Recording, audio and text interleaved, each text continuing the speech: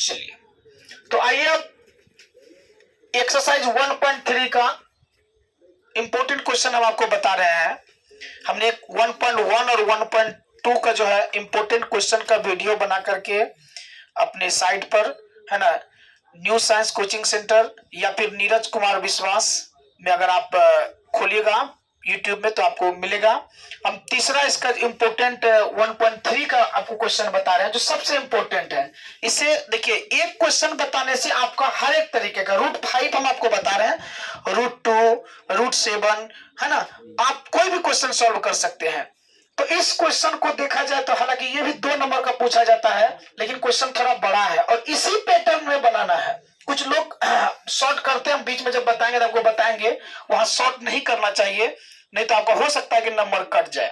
आइए क्वेश्चन क्या है, पहले हम आपको क्वेश्चन बताते हैं। क्वेश्चन है, सिद्ध करें कि √5 अपरिमेय संख्या है। जी, क्वेश्चन आप सुने होंगे, जब आप पढ़े होंगे तो बताया गया होगा कि सिद्ध करें कि √5, √3, √2 ये सब अपरिमेय है। तो देखिए ये तो अपरिमेय है ही, तो प्रॉब्लम इसको हमें सिद्ध करना है। तो इसका क्या करते हैं, विरोधाभास लिया जाता है। यदि संभव हो, हालांकि संभव नहीं है तो हम मानेंगे, यदि संभव हो तो माना कि √5 परिमेय संख्या है। अब देखिए √5 अगर परिमेय है तो उसका परिमेय के लिए हम लोग जानते हैं उसको P/Q के रूप में लिख सकते हैं। तो जिसका सरलतम रूप P/Q है, जहां Q ≠ 0, P तथा Q एक पूर्णांक है। ये नियम है परिमेय का, आप जानते हैं। P तथा Q के बीच एक के अलावा कोई अन्य उभयनिष्ठ गुणनखंड नहीं है। देखिए जब हम संख्या को लिखेंगे, मान लीजिए 5/3, तो क्या अभी इसको डिवाइड नहीं किया जा सकता है? इसका मतलब क्या हुआ, 5/3, इसको और काटा जा सकता नहीं, 7/4, और इसको और डिवाइड नहीं किया जा सकता है। तो वही चीज लिखे हैं कि P तथा Q के बीच एक के अलावा अन्य कोई उभयनिष्ठ गुणनखंड नहीं है। अब देखिए √5 को मैंने क्या माना है, परिमेय, तो इसका मतलब √5 बराबर P/Q, स्क्वायरिंग बोथ साइड। इतना तो इंग्लिश जरूर लिखिए। आप 10th क्लास के इतना दिन से पढ़ रहे हैं, माना कि बिहार बोर्ड है तो थोड़ा सा अपना भी एक्सपीरियंस होना चाहिए। स्क्वायरिंग बोथ साइड अच्छा लग रहा है।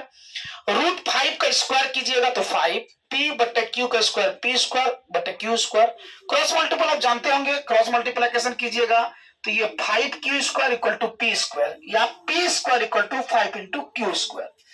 यहां देखिए Q का वैल्यू जो पूर्णांक है 1 रखिए, Q का वैल्यू 1 रखिए, तो 1 का स्क्वायर 1 × 5 मतलब P² का मान 5 आ जाएगा। अगर Q का मान 2 रखेंगे तो 2 का स्क्वायर 2 दूनी 4 5 20, P² का मान 20।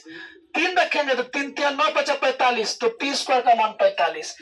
मतलब Q का जो भी मान इधर रखेंगे, P² का मान ऐसा संख्या आएगा जो 5 से विभाजित होगा। दैट मीन्स P² का जो वैल्यू आएगा वो 5 से कटेगा। कहने का मतलब हो गया कि 5 जो है P² को विभाजित करता है। और प्रमेय 1.3 ये हम डीप में बताए हैं क्लास में, क्योंकि अभी रिवीजन क्लास है, फ्रेश कोर्स है, तो इसमें आपको डीपली हम नहीं बता सकते हैं। लेकिन मेरा जो क्लास जब हम बैच स्टार्ट करते हैं शुरू में, तो उसमें जो बैच मेरा फाउंडेशन बैच होता है उसमें हम डीपली इसमें बताते हैं।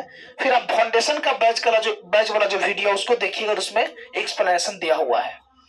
तो अब क्या है, 1.3 परिमेय क्या है कि अगर कोई संख्या किसी के स्क्वायर को विभाजित कर रहा है तो खुद उसको भी वह विभाजित करेगा। मतलब 5 जब P² को विभाजित कर रहा है तो 5P को भी विभाजित करेगा। अब क्या करना है, देखिए 5 जो है P को विभाजित करता है तो P/Q है, तो 5 को P का दिखा दिया ना। अब P को क्या करेंगे, यहां से एलिमिनेट करना है। तो हमने क्या किया, P बराबर 5R ले लिए। देखिए यही पर तरीका है। अगर √3 होगा तब यहां आपको √3 यहां आ जाएगा, 3 को P को विभाजित करता है, तब यहां आप P को 3R लीजिएगा। अगर 2 होगा तो P को 2R लीजिएगा। सब जगह जहां जहां 5 हमने लिया वहां अगर √3 है तो 3 बैठाइएगा, √2 है तो 2 बैठाइएगा। तो P को क्या लिया है, 5R।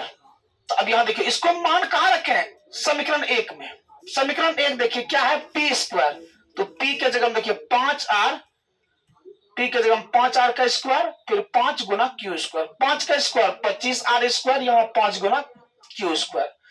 अब क्या कि ये 5 को 25 से काटिएगा तो ये 5 खत्म होगा, Q² बचेगा। इधर 5 को जब 25 से काटेगा तो 5R²। ये R भी पूर्णांक है, देखिए ना, R का फिर मान रखिए 1 का स्क्वायर × 5, 5, R के जगह में 2 का स्क्वायर 4 × 5, 20, 3 का स्क्वायर 9 गुना 5 45, मतलब क्यू स्क्वायर का जो भी मान इधर आएगा वो 5 से कटने वाला, तो वही लिखेगा कि 5 क्यू स्क्वायर को विभाजित करेगा। फिर प्रमेय 1.3, जब 5 क्यू स्क्वायर को विभाजित करता है तो 5 क्यू को विभाजित करेगा। इसका मतलब क्या हुआ कि 5 पी को भी काट रहा है, मतलब विभाजित कर रहा है, 5 क्यू को भी विभाजित कर रहा है। अतः स्पष्ट है कि 5 जो है पी तथा क्यू के बीच एक के अलावा अन्य उभयनिष्ठ गुणनखंड है, जबकि हमने यहां माना है कि पी तथा क्यू के बीच एक के अलावा कोई उभयनिष्ठ गुणनखंड नहीं है। देखिए ये चीज और ये चीज जस्ट इसका विरोधाभास है। इसका मतलब है कि हमारा जो शुरू में ही मान्य है, इसलिए हमने लिखा कि इसलिए हमारा मान्य क्या है, गलत है। तो हमने क्या माना था, हमने माना था √5 परिमेय है, तो इसका मतलब है कि √5 परिमेय नहीं है, इसीलिए √5 एक अपरिमेय संख्या है।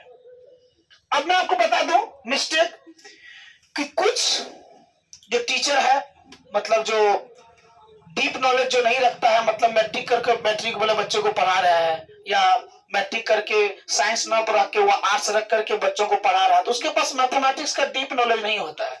हालांकि वो पढ़ा लेता है इधर उधर करके, वो यहीं पर आपको प्रूफ कर देगा, जो कि पूर्णतः सत्य नहीं है। सत्य है लेकिन पूर्णतः सत्य नहीं है। वो क्या करेगा, एक क्यू को यहां लेते आएगा, 5 गुना क्यू पी स्क्वायर बट्टे क्यू करके पूर्णांक संख्या बराबर भिन्न संख्या लिख के प्रूफ कर लेता है। वो पूर्णतः सत्य नहीं है, इसलिए आप इस मेथड का प्रयोग करें। माना कि थोड़ा बड़ा जरूर है, लेकिन आपको इसमें पूरा नंबर मिलेगा। और आप इसको एक बार वीडियो देखने के बाद जब आप दोबारा इसको आप देखेंगे या फिर कॉपी में बनाएंगे, 2-3 बार ट्राई करेंगे, तो आपको ये पूर्णतः याद हो जाएगा, समझ में आ जाएगा। और √5 अगर आप बना लिए तो सोच लीजिए √2, √3 सब आपका बन जाएगा। Thank you, all the best.